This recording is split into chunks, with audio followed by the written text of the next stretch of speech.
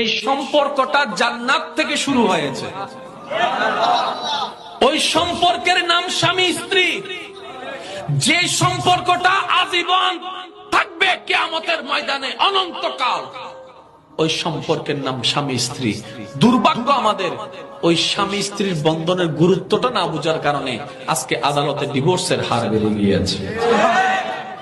আমার কথায় কষ্ট নেবেন না, বাস্তব যেটা সেটা বলছি।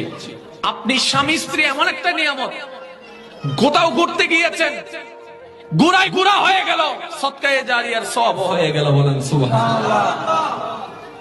স্বামী স্ত্রী কি জানেন? স্বামী স্ত্রী দুইজন দুই প্রান্তের মানুষ। এক জায়গায় হওয়ার কারণ কি জানেন? এক জায়গায় হওয়ার কারণ শুধু বাচ্চা হওয়ানো না, এক জায়গায় হওয়ার কারণ শুধু উনি ভাত রানবে আমি খাবো সেই জন্য না। এক জায়গায় হওয়ার কারণ হচ্ছে দুইজনে মিলে আরো বেশি করে রবের ইবাদত করব, নবীর দরুদ পড়ব।